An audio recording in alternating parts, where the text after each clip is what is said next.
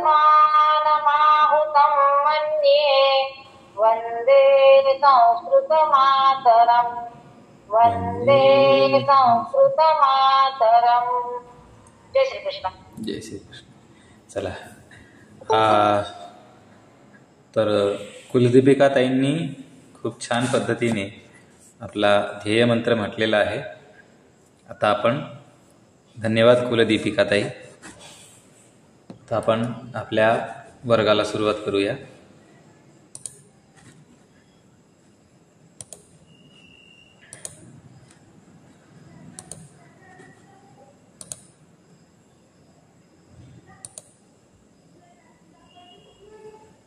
चला, माझी स्क्रीन सर्वांना दिसते आहे ना?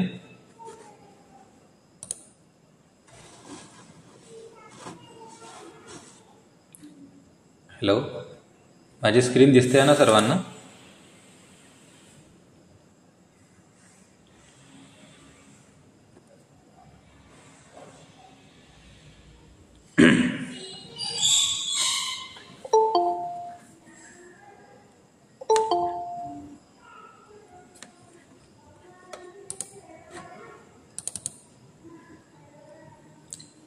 आज आपलं पंचतंत्र कथा आहे की अभ्यास पुस्तक आहे? आज सोमवार. मागच्या शुक्रवारी पंचतंत्र कथा झाली होती ना आपली? हॅलो,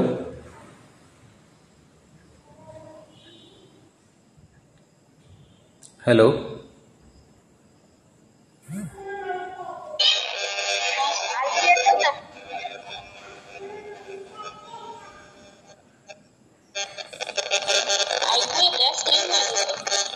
अच्छा.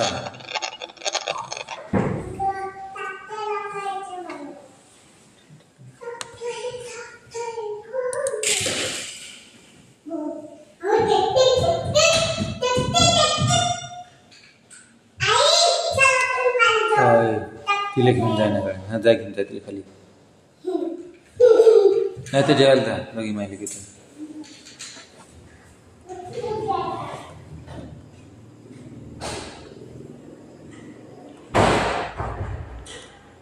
मला वाटते आपला 5.4 हे झालं होतं आणि याच्या पुढे आपल्याला आता 5.5 हे शिकायचं आहे, बरोबर का? बरोबर आहे. चला, आपले माईक बंद करा प्लीज. आवाज येतो. नाही, कुणाचा तरी माईक सुरू आहे. हां, तर आज आपल्याला 5.5 हा एक बिंदू शिकायचा आहे. बघा, आपण मराठीमध्ये काल, आज आणि उद्या, फार फार तर परवा हे 4 शब्द वापरतो. इंग्रजीमध्ये येस्टरडे, डे आफ्टर येस्टरडे किंवा डे बिफोर येस्टरडे किंवा नंतर टुमारो, डे आफ्टर टुमारो असे आपण काही शब्द वापरतो. तर तीच संकल्पना इथे आहे. तर आपल्याला पूर्ण संस्कृतमध्ये आठवडा आपण कव्हर करतो या 7 शब्दांमध्ये. तर हे 7 शब्द आज आपल्याला शिकायचे आहेत. यांच्यापैकी हा जो मधला शब्द आहे,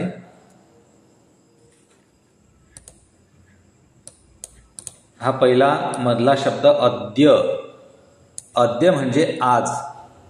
त्यानंतर श्वः उद्या, परश्वः परवा आणि प्रपरश्वः म्हणजे परवाचाही पुढचा दिवस. त्यानंतर ह्यः. ह्यः म्हणजे काल, परह्यः कालचाही काल आणि प्रपरह्यः म्हणजे कालच्या कालचा काल. म्हणजे असे 7ही दिवस आपण यामध्ये सांभाळून घेतो, समाविष्ट करून घेतो. अद्य, श्वः, परश्वः आणि प्रपरश्वः. त्यानंतर ह्यः, परह्यः आणि प्रपरह्यः असं पूर्ण. आता बघा, इथे उदाहरण म्हणून दिलेलं आहे अद्य भानुवासरः. आता भानुवासरः, आता भानु हे सूर्याचंच एक नाव आहे, त्यामुळे भानुवासरः म्हणजे रविवासरः असं आपण समजूया तिथे. तर अद्य भानुवासरः, आज रविवार आहे. कोणाचा तरी माईक फार खरखर करतोय. तर अद्य भानुवासरः, आज रविवार आहे. मग आता हे उद्या आणि परवा, हे काल आणि कालच्या काल, अशी हे आकृती रचना आहे. आता याप्रमाणे आपल्याला समजून घ्यायची आहे.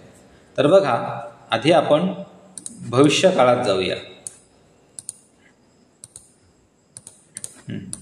अद्य भानुवासर, बघा आज तसा तर सोमवार आहे, पण समजूया आता पुस्तकामध्ये जे दिलं आहे त्यानुसार आपल्याला जायचं आहे पुढे. तर अद्य भानुवासर, आज जर रविवार असेल तर सोमवासर कदा, सोमवार केव्हा होईल? इथे काय लिहिलं? हा, सोमवासर. श्वः सोमवासर म्हणजे उद्या सोमवार. मंगलवासर कदा?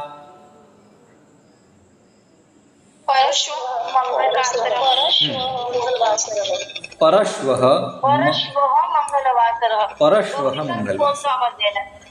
सर्वांचं उत्तर बरोबर आहे, परश्वः मंगलवासर. आता आपण भूतकाळात जाऊया. बघा पुन्हा एकदा, अद्य भानुवासर, जर आज रविवार असेल तर कदा शनिवासर, केव्हा होईल शनिवार?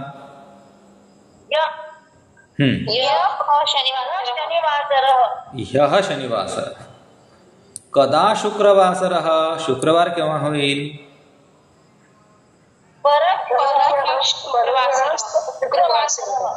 परह्यः शुक्रवासर. बघा अगदी सर्वांनी बरोबर उत्तर दिले आहेत. अद्य भानुवासर, आज जर रविवार असेल तर ह्यः शनिवासर, परह्यः शुक्रवासर. आता मला सांगा, त्याही मागे प्रपरह्यः कः? गुरुवासर. हा बरोबर, त्याच्या प्रपरह्यः गुरुवासर, अगदी बरोबर. आता बघा खाली दुसरं उदाहरण दिलेलं आहे. समजा, हे समजाचं उदाहरण आहे. सपोज, समजा आता इथून पासून इथपर्यंत आहे ना, हे वेगळं उदाहरण आहे बरं का. इथे लिहिलेलं आहे अद्य मंगलवासर, आज मंगळवार आहे. श्वः बुधवासर, उद्या बुधवार आहे. तर आता आणखी भविष्यात परवा काय येईल, इथं कसं लिहिणार?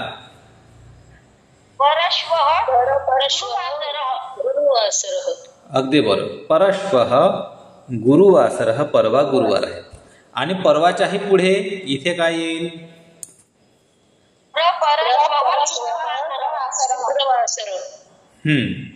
बरोबर, प्रपरश्वः शुक्रवासर. म्हणजे आपण काय शिकलो? तर अद्य मंगलवासर, श्वः बुधवासर, परश्वः गुरुवासर आणि प्रपरश्वः शुक्रवासर. तर असं आपण एकंदरीत यामध्ये शिकलो. आता जसं आपण पुढे भविष्य काळात गेलो तसं भूतकाळातही आपल्याला 2 पायऱ्या दिलेल्या आहेत. बघा इथं काय म्हणता येते की अद्य मंगलवासर, तर काल काय लिहिणार? काल काय येणार?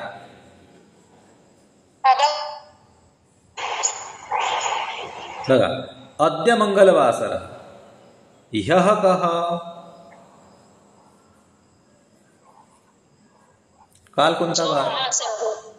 हा बरोबर, ह्यः सोमवासर. म्हणजे इथे येईल ह्यः सोमवासर. आणि ह्यः सोमवासर, परह्यः कः? भानुवासर. परह्यः, हो परह्यः तुम्ही भानुवासर म्हणा किंवा रविवासर म्हणा, दोन्ही चालेल. ठीक. तर आता हे 2 होते आपल्या पुस्तकातले उदाहरण, बरोबर. आता आपण आपल्या आजच्या चालू उदाहरणावरून अभ्यास करूया.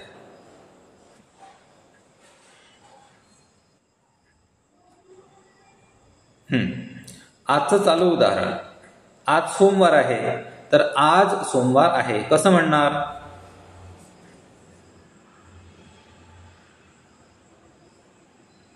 आज सोमवार आहे.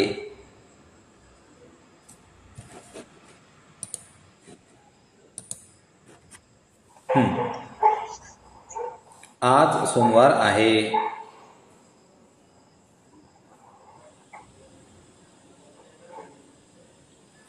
मंजुषाताई काही बोलत आहेत पण तुमचा आवाज येत नाही. आज सोमवार आहे.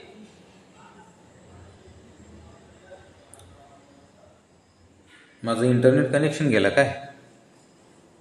कोणाचाच आवाज येत नाहीये. गौरीने विचारलं. गौरी आता तुम्ही बोलत होतात पण मला आवाजच आला नाही. कदाचित रेंज नसेल, मला इंटरनेट कमी जास्त झालं असेल माझं. हां, एकदा पुन्हा प्रश्न विचारा. काय प्रश्न आहे? गौरीताई बोला. माझा आवाज येतोय का पण? येतोय पण फार खरखर करत येतोय. आवाज येतोय. हो का? हो, परत तुम्ही एकदा मीटिंग मध्ये रिजॉईन करा. गौरीताई, तुम्ही मीटिंग मध्ये आहे ना, एकदा रिजॉईन करा म्हणजे तुमची खरखर कदाचित थोडी कमी होईल.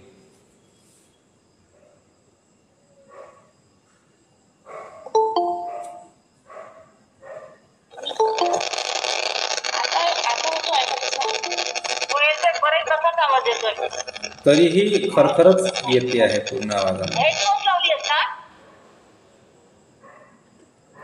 हां, बरेचदा हेडफोन जॅक लावल्यामुळे पण असं होतं. म्हणजे हेडफोनची जॅक व्यवस्थित बसली नाही मोबाईलमध्ये ना, तरी पण असा खरखरच आवाज येतो. हां, बरं, ठीक आहे. हो, त्याच्यामुळेच तसं झालेलं आहे. चला, तर आता बाकी लोक. हां, बरं, आपला काय काय चालू होता विषय? तर कोणता वार? तर आज सोमवार आहे कसं सांगाल संस्कृतमध्ये?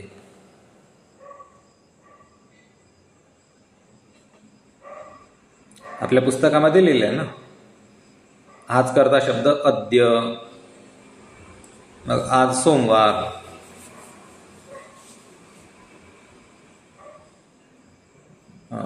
आजचा माझा आवाज तुमच्यापर्यंत पोहोचत नाहीये का? हॅलो,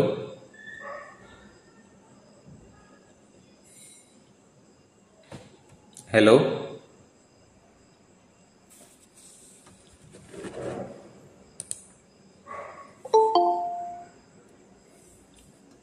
माझा आवाज येत नाही का कोणाला? हो सर, येतोय. मग आजचा विषय समजला नाही का? पुन्हा समजावून सांगू का?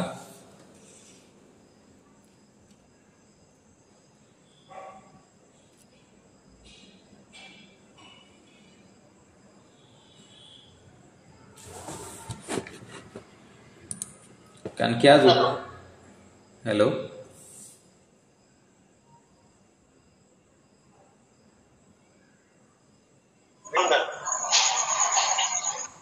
चला ठीक आहे, असो. मी आजचा विषय जो आहे ना, हा पुन्हा एकदा सर्वांना व्यवस्थितपणे समजावून सांगतो. कारण की आज थोडा रिस्पॉन्स मला कमी का बरं मिळतोय मला लक्षात नाही येते.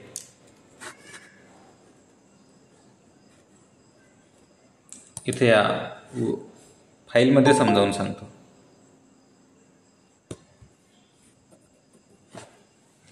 कीबोर्डवर समजावून सांगतो मी, म्हणजे लक्षात येईल सर्वांना.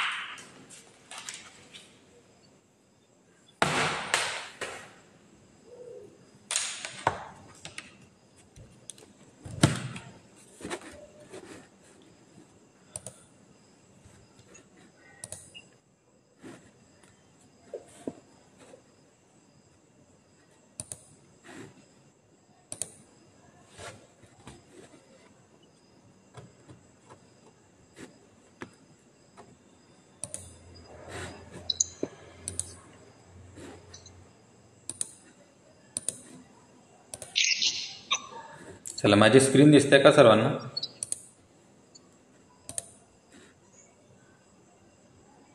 अजून नाही.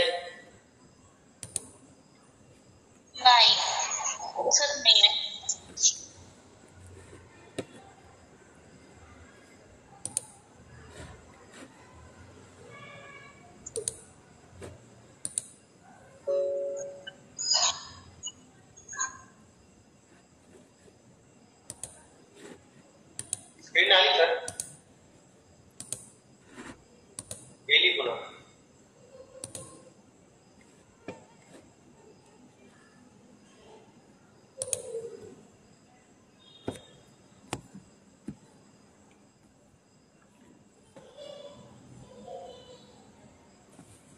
आता दिसत असेल.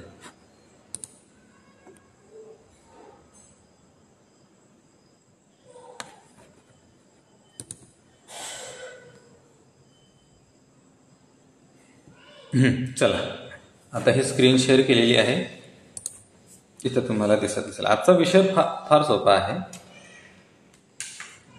आपल्याला फक्त एवढे शब्द लक्षात घ्यायचे आहेत.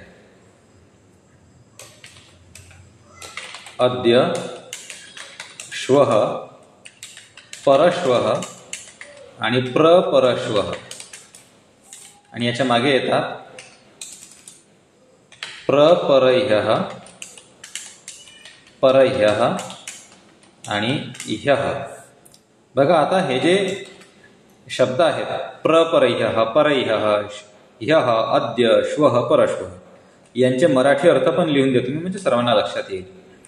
यांच्यापैकी यांना आपण असं एका उतरंडीमध्ये लिहू, पण मावणार नाही, दिसणार नाही ते, तर असंच लिहिणं बरं राहील.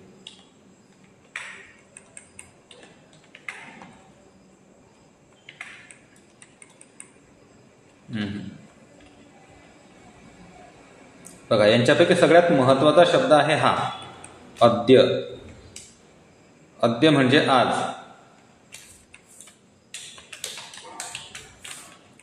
त्यानंतर येते श्वः. श्वः म्हणजे उद्या. परश्वः म्हणजे परवा. आणि प्रपरश्वः म्हणजे परवाच्या पुढे.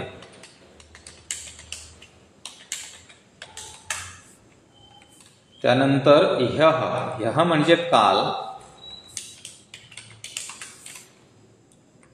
परह्यः कालच्या काल. आणि प्रपरह्यः कालच्या कालच्या काल. तर असे हे 7 शब्द आहेत. हे 7ही शब्द आपल्याला लक्षात ठेवायचे आहेत. तर या शब्दांचा अर्थ जर लक्षात घेतला तर मग हे सोपे जातात समजायला. मी यांना एकाखाली एक लिहितो असं, म्हणजे आता व्यवस्थित लक्षात येईल. एका ओळीत व्यवस्थित समजत नाही.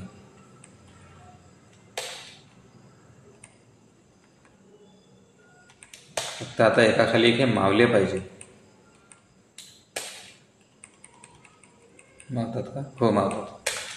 चला, हा, तर आता हा बरोबर बसला आपल्या स्क्रीनवर. 7ही ओळी मला तेच वाटलं होतं किंवा मावतात की नाही. ठीक आहे. तर आज काय आहे? आज सोमवार आहे. मग आपण असं लिहिणार अद्य सोमवासरः. आता यांच्यापैकी वासरः म्हणजे वार, तर अद्य सोमवासरः. आता श्वः कः? तर श्वः मंगलवासरः, उद्याचा मंगळवार. परश्वः कः? तर परश्वः बुधवासरः, म्हणजे परवा बुधवार आहे, असा या वाक्याचा अर्थ. आणि प्रपरश्वः कः? तर प्रपरश्वः गुरुवासरः, म्हणजे परवाच्या पुढच्या दिवशी गुरुवार आहे. आता जसं आपण पुढे गेलो तसंच आपण मागे सुद्धा जाऊ शकतो. आता ह्यः कः? तर ह्यः रविवासरः, म्हणजे काल रविवार होता. सरळ सरळ मराठीत लिहितो म्हणजे सर्वांना लक्षात येईल. काल रविवार होता. त्यानंतर पुढे आहे परह्यः.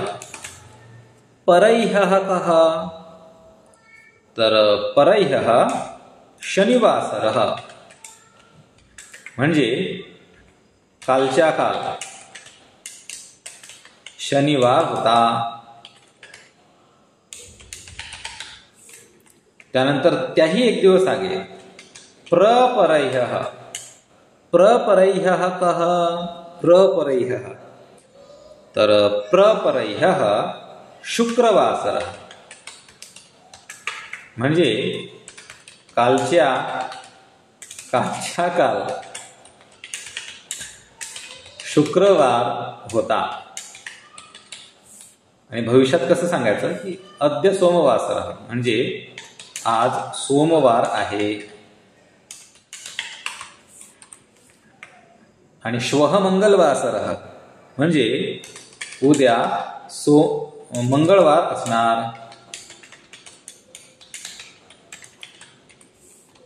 त्यानंतर परश्वः बुधवासरः, म्हणजे परवा बुधवार असणार किंवा असणार आहे असं पण आपण लिहू शकतो. आणि प्रपरश्व म्हणजे परवाच्या पुढे गुरुवार आहे किंवा असणार आहे. हो, तर बघा, आता ज्यांना शक्य असेल त्यांनी हे एवढं जे मी लिहिलं याचा स्क्रीनशॉट काढा. स्क्रीनशॉट काढून ठेवला म्हणजे तुमच्याजवळ हे सेव्ह राहते हे सगळं. तर इथे पुन्हा एकदा आपण हे समजून घेऊया. बघा, अद्य म्हणजे आज. अद्य कः, तर अद्य सोमवासरः. श्वः कः, उद्या काय आहे, तर श्वः मंगलवासरः, उद्या मंगळवार असणार आहे. पुढे जाऊया आता आपण आणखी. परश्वः कः, तर परश्वः बुधवासरः, म्हणजे परवाचा बुधवार असणार आहे. त्याही पुढे आपण जाऊ शकतो. प्रपरश्वः कः, तर परवाच्याही पुढे काय आहे, तर परवाच्या पुढे गुरुवार असणार आहे. आता आपण मागे जाऊया भूतकाळामध्ये. अद्य सोमवासरः. ह्यः कः, तर ह्यः रविवासरः, म्हणजे काल रविवार होता. त्याही मागे आपण जाऊया. परह्यः कः, तर परह्यः शनिवासरः, कालच्याही काल शनिवार होता. आणि आणखी एक दिवस आपण मागे जाऊ शकतो. प्रपरह्यः कः, तर कालच्याही कालच्या काल शुक्रवार होता.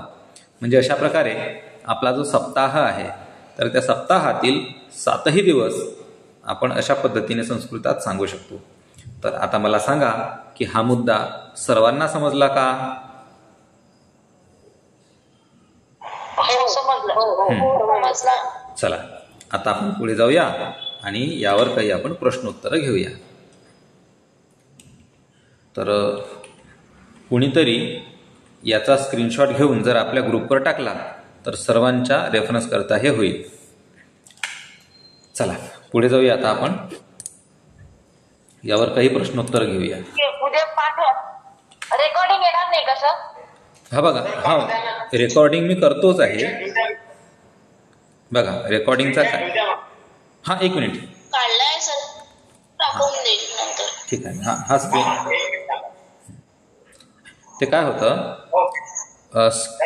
रेकॉर्डिंग तर मी घेतच आहे, करतच आहे. पण रेकॉर्डिंगमध्ये काय मर्यादा येतं की रेकॉर्डिंग एका डिव्हाइसमध्ये एका डिव्हाइसमध्ये व्हिडिओ रेकॉर्डिंग होते, दुसऱ्या डिव्हाइसमध्ये ऑडिओ रेकॉर्डिंग होते. दोन्ही रेकॉर्डिंग एका डिव्हाइसमध्ये होत नाहीत.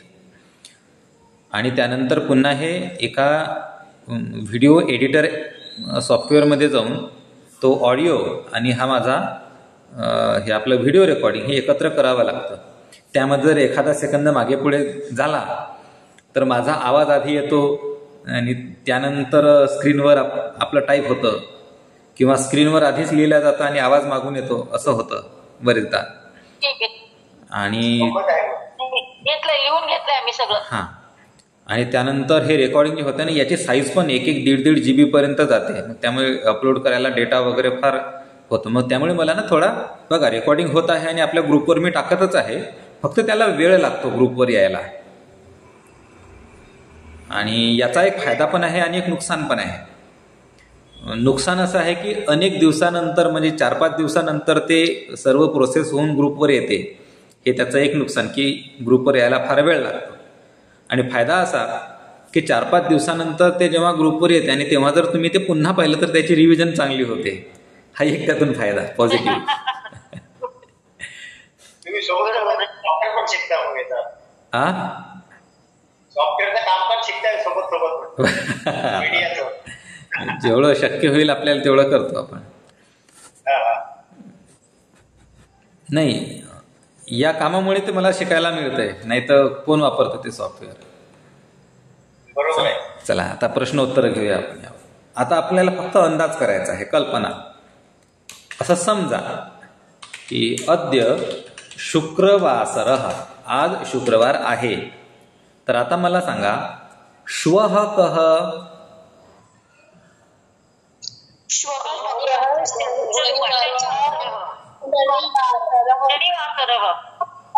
शनिवासरः. श्वः शनिवासरः. परश्वः कः?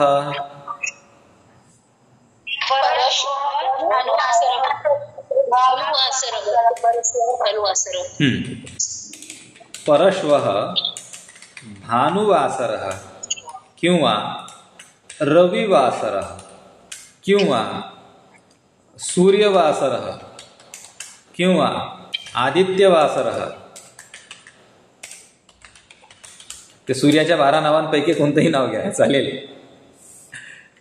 तर पण रविवासरः, रविवार आणि भानुवासरः हे 2 नाव प्रसिद्ध आहेत. चला पुन्हा प्रपरश्वः कः?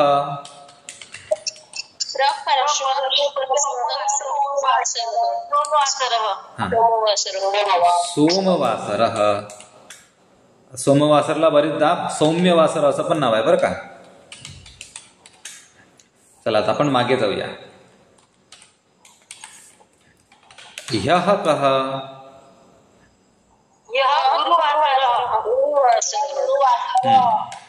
ह्यः गुरुवासरः. परह्यः कः?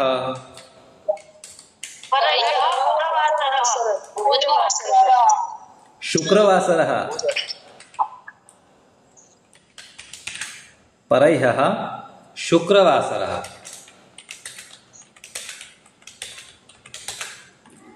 आणि त्यानंतर त्याच्याही मागे प्रपरह्यः कः?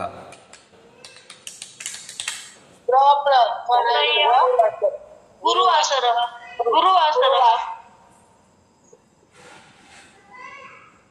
अरे नाही, इथं शुक्रवार चुकला आपला, इथं बुधवासरः पाहिजे. इथं चूक झाली आपली. परह्यः बुधवासरः आणि प्रपरह्यः मंगलवासरः.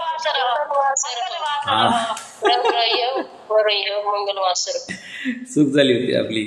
असो, प्रपरह्यः मंगलवासरः. चला आणखी एक उदाहरण घेऊ आता.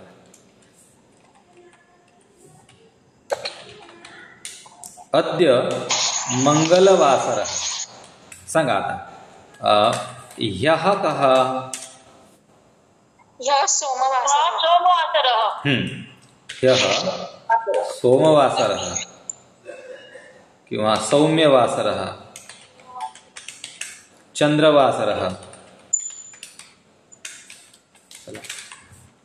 परह्यः कः?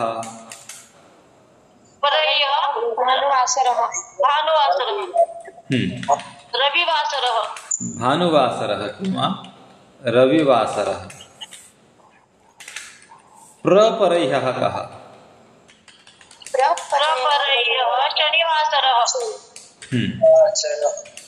प्रपरह्यः शनिवासरः. आता आपण उद्या पाहूया.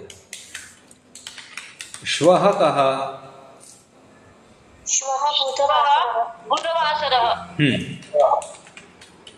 श्वः बुधवासरः. त्यानंतर परश्वः कः?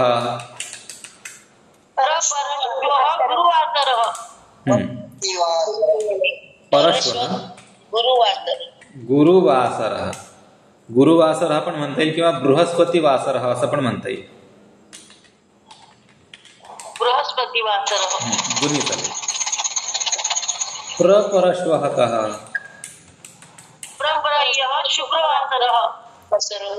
प्रपरश्वः शुक्रवासरः.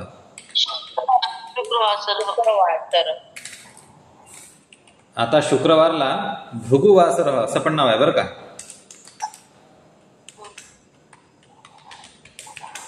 भृगुवासर. भृगुवासर. त्यांना भार्गव पण म्हणतात शुक्राचार्यांना, दैत्यगुरु शुक्राचार्य. त्यानंतर झाले का सगळे? हो झाले. हा जो मंगळवार आहे ना, मंगळवाराला आणखी एक नाव आहे कुजवासर, असं पण काही ठिकाणी नाव आपल्याला वाचायला मिळते.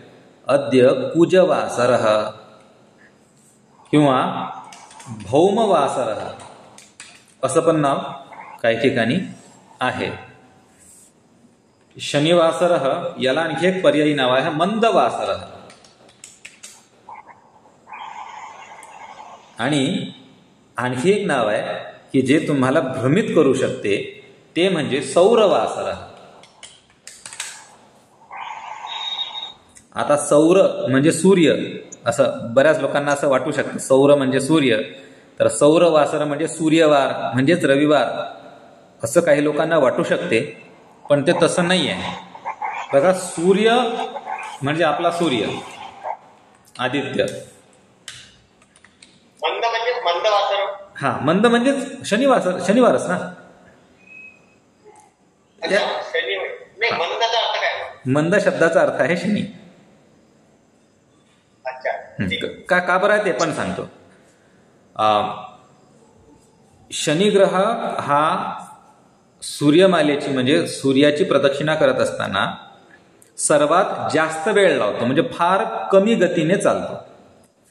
सर्व ग्रह सूर्याची परिक्रमा करतात आणि यामध्ये जे ग्रह डोळ्यांनी दिसतात, डोळ्यांनी दिसणारे जे ग्रह आहेत आपण ज्यांना आपल्या डोळ्यांनी पाहू शकतो रात्री आकाशामध्ये, त्या ग्रहांपैकी सर्वात शेवटचा ग्रह म्हणजे शनी, ज्यांना आपण आपल्या डोळ्यांनी पाहू शकतो, कोणताही चष्मा न लावता, कोणतीही दुर्बीण न वापरता. तर त्यांच्यापैकी शेवटचा ग्रह आहे शनी. आणि हा शनी सूर्याची परिक्रमा करायला सर्वात जास्त वेळ लावतो, 30 वर्ष लावतो. त्यामुळे याची गती फार धीमी, म्हणून शनीला मंद हे नाव आपल्या ऋषीमुनींनी दिलेलं आहे, मंद. त्यानंतर काय म्हटलं? हॅलो, कोणाचा काही प्रश्न आहे का?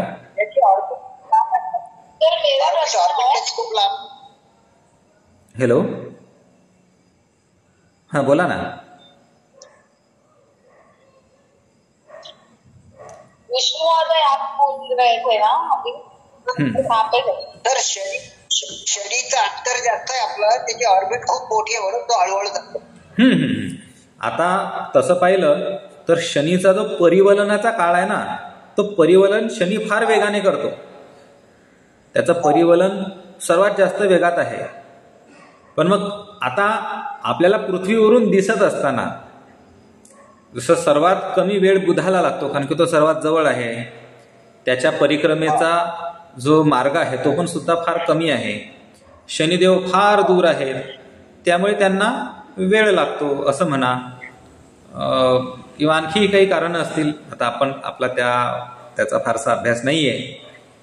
पण मंद हे नाव त्यामुळे पडलं की सर्वात जास्त वेळ लागतो.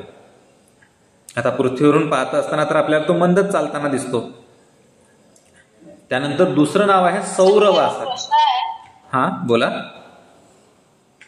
सर अभी आप बोल रहे हो कि गुरु को इतना टाइम लग रहा है, शनि ग्रह को इतना टाइम लग रहा है, लेकिन हम तो पृथ्वी कितना एक दिन, मतलब अगर वो सूर्य को क्या बोलते हैं उसको ऑर्बिट करती है, तो उसको मतलब एक दिन वैसे काउंट करते कि उसने आज सूर्य का एक चक्कर कंप्लीट और एक दिन कंप्लीट हुआ हमारा, तो उससे शनि से क्या लेना देना, क्योंकि शनि मंद है या ज्यादा जल्दी है या स्लो है. सुनो, तो हमारा ये लेना देना ये है कि हमें जो जो भी चीज़ें दिखी, उन सभी चीज़ों को हमें कोई ना कोई नाम देना था. जो भी चीज़ें हमारी दुनिया में हमने दिखी, तो बाकी भाषाओं का सिस्टम यह है कि वो अपने मन से जो चाहे नाम दे देते हैं. अब इंग्लिश में सैटर्न कहते हैं, अब वो शायद उन्होंने ग्रीक या रोमन सभ्यता से लिया होगा। अब शनि को सैटर्न ही क्यों कहते हैं ये पता नहीं, या फिर किसी XYZ चीज को जो कोई भी नाम दिया जाता है वो इंग्लिश हो या दूसरी भाषा में नामों को ऐसे कॉइन करते हैं। कोई भी नाम है वो से कॉइन किया, भाई इस चीज का फलाना नाम है, रख दिया तो नाम रख दिया। लेकिन हमारे संस्कृत में सिस्टम ये है कि हमें जो भी चीज हमारे सराउंडिंग में दिखी तो उसका नाम हम उसकी कोई ना कोई क्वालिटी देखते हैं, कोई ना कोई उसकी क्वालिटी है, गुण है, उस गुण को देखते हैं और उस गुण के अनुसार ही उसका एक एडजेक्टिव बनाते हैं और वही एडजेक्टिव उस चीज का नाम होता है। अब हमारे ऋषि मुनियों ने आकाश का निरीक्षण किया। अब आकाश में उनको शनि ग्रह दिख गया। अब शनि ग्रह दिख गया तो भी ये तारा हमें दिख गया, ये ग्रह दिख गया, तो दिख तो गया, तो इसका नाम क्या होना चाहिए? तो फिर उन्होंने उसका एक गुण देखा। और क्या गुण दिखा? कि भाई ये बहुत धीमे चलता हुआ दिख रहा है। बाकी जो ग्रह आसमान में विचरण करते हैं वो बहुत तेजी से आगे बढ़ते हुए दिख रहे हैं, परंतु शनि बहुत धीमी गति से आगे बढ़ रहा है। तो इसीलिए यही हमारा लेना देना था कि बहुत धीरे चल रहा है, इसलिए उन्होंने उसको नाम दिया मंद, यानी धीरे चलने वाला। तो संस्कृत भाषा में जो भी नाम है, मैं तो यहां तक भी कह सकता हूं कि कोई नाम है ही नहीं, जितने भी हैं सारे के सारे एडजेक्टिव्स है। जैसे कि वृक्ष का उदाहरण मैं बार बार देता हूं, तो वृक्ष का मतलब पेड़ नहीं होता है, वृक्ष का मतलब होता है वो चीज जिसको हम बार बार काटते हैं। वृक्ष का दूसरा नाम है तरु। तरु का मतलब भी पेड़ नहीं है, तरु का मतलब है वो चीज जो पानी पर तैरती है। वृक्ष को एक और नाम है पेड़ को, वो है पादप। अब पादप का मतलब होता है अपने पैरों से पानी पीने वाला, पाद यानी पैर और पह यानी पीने वाला, तो अपने पैरों से पानी पीने वाला यानी पेड़। तो हमारा लेना देना यह है कि हमें किसी भी चीज को नाम देने के लिए उसकी कोई ना कोई क्वालिटी ढूंढनी है, और हमने शनि की ये क्वालिटी ढूंढ ली कि वो जब आसमान में चलता हुआ नजर आता है तो बहुत धीरे चलते हुए नजर आता है, इसीलिए हमने उसको मंद कहा।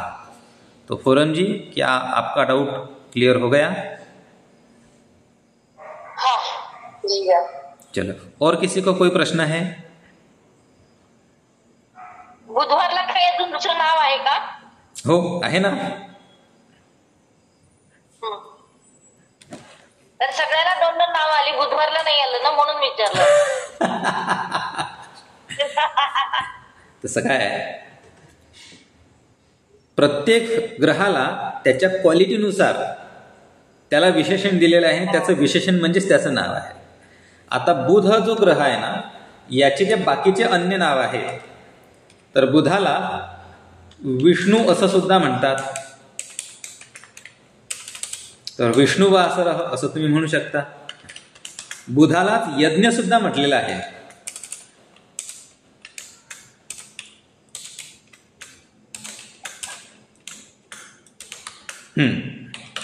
यज्ञवासरः सुद्धा म्हणू शकता, किंवा बुधालाच बाल असं सुद्धा म्हटलेलं आहे. बाल, तर बालवासरः असं सुद्धा तुम्ही म्हणू शकता. तर प्रत्येक ग्रहाचं जे जे काही नाव असेल ते सगळे नाव त्याला तुम्ही देऊ शकता. म्हणजे आणि हे सगळे नाव ग्रंथांमध्ये वापरल्या गेलेले आहेत, असे मी नावं हवेत सांगत नाहीये. बरोबर आहे. माझ्या सर्व परीने परिपूर्ण आहे. हा, काय म्हटलं? संस्कृत भाषा सर्व परीने परिपूर्ण आहे. हो, परिपूर्ण आहे, नियमात चालते, फ्लेक्झिबल आहे, आणि या नियमांच्या आधारावर तुम्हाला हवं ते तुम्ही या भाषेसोबत खेळू शकता. बरोबर आहे, बरोबर आहे. सर, ऐसा है कि सारी भाषाओं का निर्माण संस्कृत के आधार पे हुआ है. हाँ, इसी विश्वास पर हम सब चल रहे हैं. और देखिए, अब ये मुद्दा ऐसा है कि मैं थोड़ा सा ये स्क्रीन शेयर आज का रोक कर ये मुद्दा, इस पर हम थोड़ी सी बात करेंगे, ज्यादा नहीं.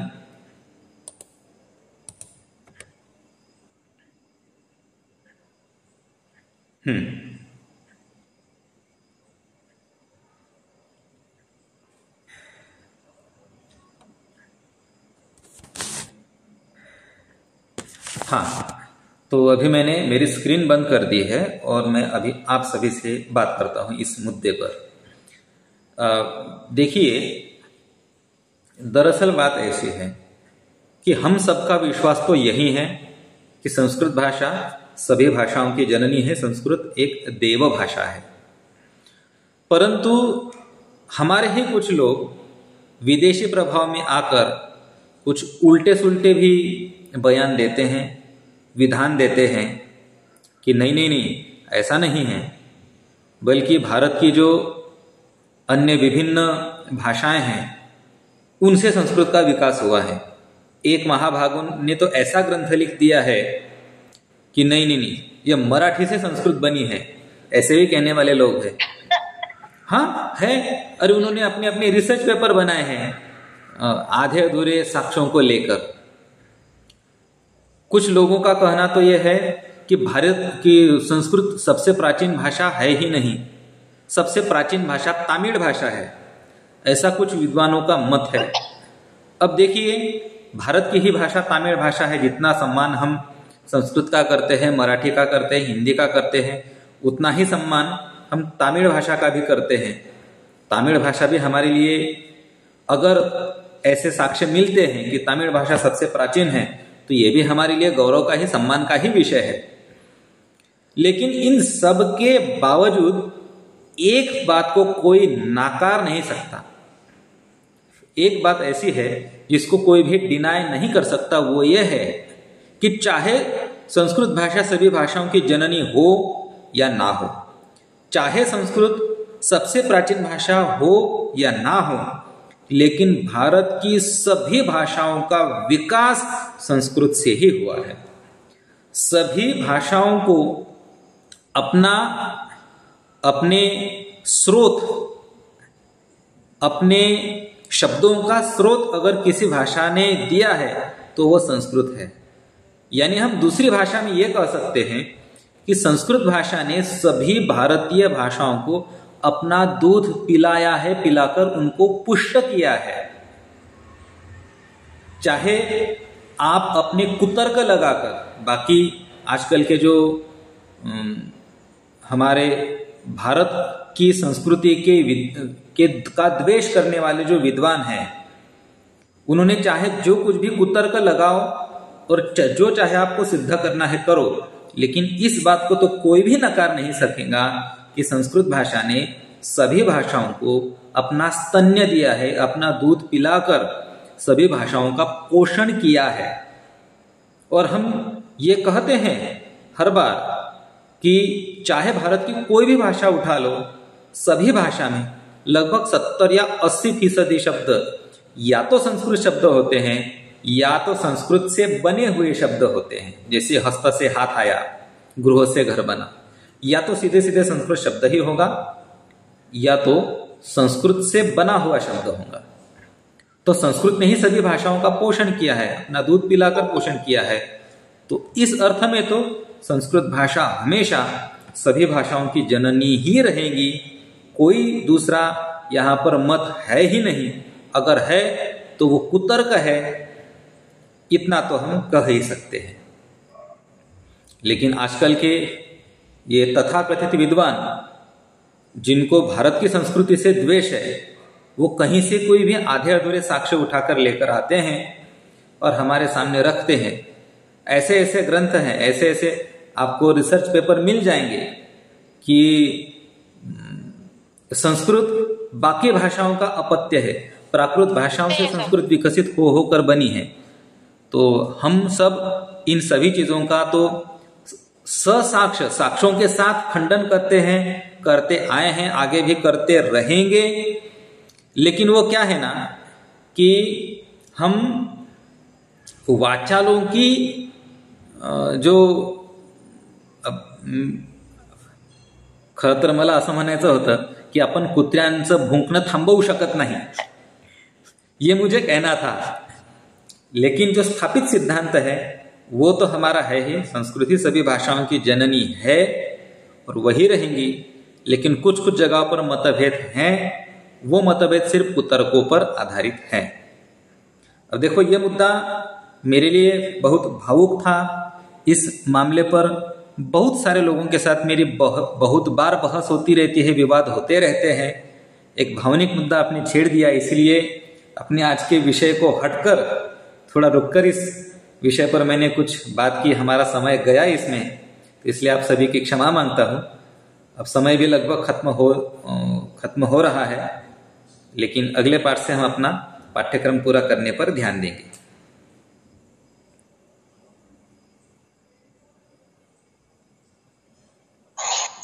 सर हे खालचं सांगा 5.6. हो, 1 मिनिट स्क्रीन शेअर करू द्या.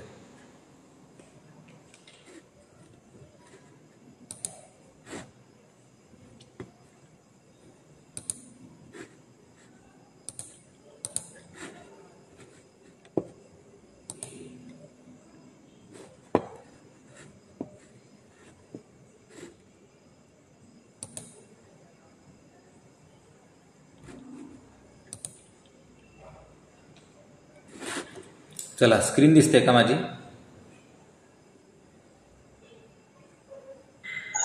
हो. ओके. तर आपल्या पुस्तकामध्ये हे प्रश्न होते.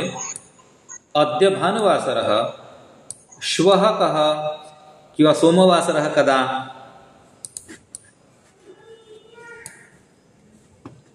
आपल्या पुस्तकामध्ये हे लिहून दिलेलं आहे सगळं.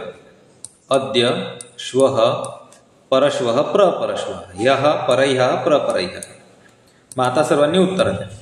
अद्य भानुवासरः, सोमवासरः कदा? श्वः सोमवासरः. श्वः सोमवासरः.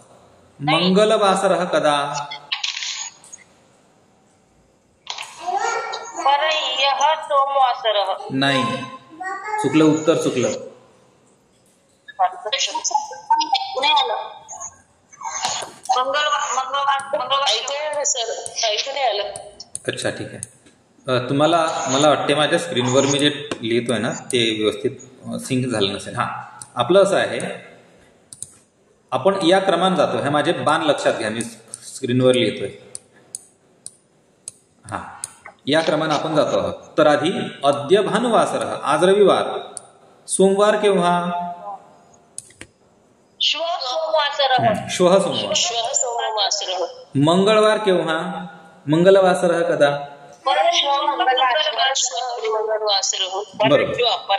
परश्वः मंगलवासरः. शनिवासरः कदा?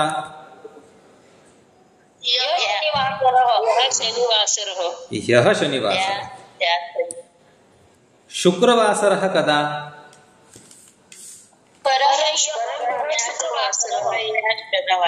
परह्यः शुक्रवासरः. त्यानंतर आता मला सांगा, गुरुवासरः कदा?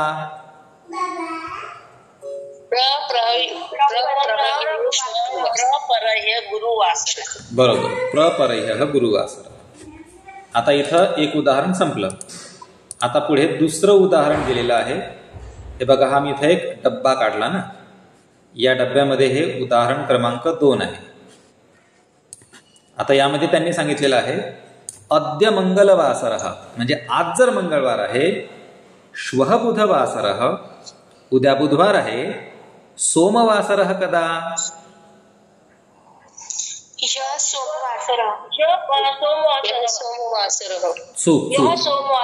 चुकलं, सर्वांचं उत्तर चुकलं. पुन्हा लक्षात घ्या. अद्य मंगलवासरः, श्वः बुधवासरः, सोमवासरः कदा?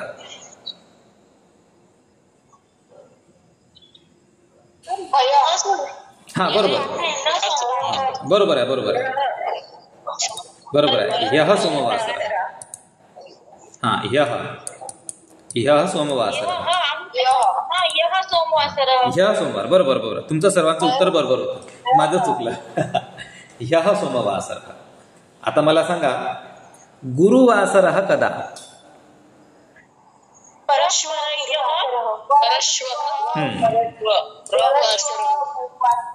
परश्वः गुरुवासरः. शुक्रवासरः कदा? शुक्रवासरः कदा?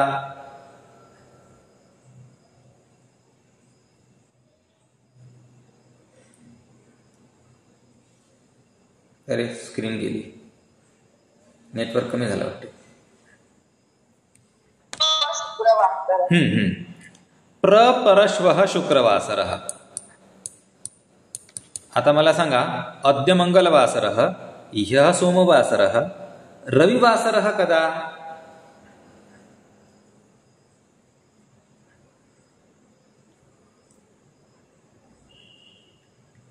नेट कमी झालं, स्क्रीन पण गेली.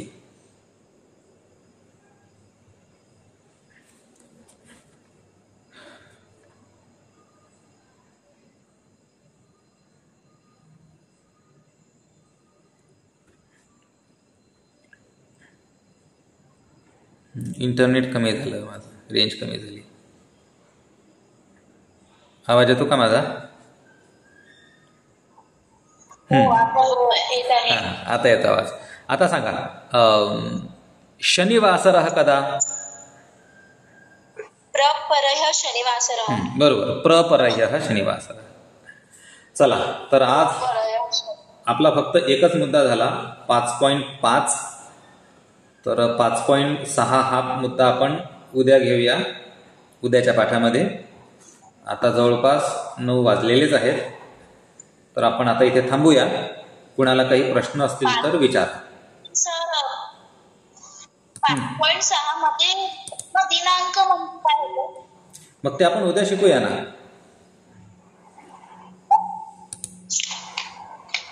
ऐकू आलं नाही. 5.6 मधलं सम दिनांक. ते 5.6 आपण उद्या शिकूया. आज आपलं फक्त 5.5च झालं. पण तमचा काय अर्थ होतो? तम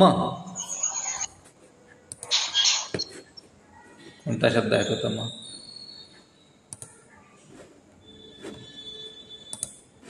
थांबा, मी ते सगळं बंद केलं होतं, पुन्हा उघडतो. हा, 5.16 दिनांक. हा, वा. तमचा अर्थ होतो वा, 26वा, 24वा, 25वा. अच्छा.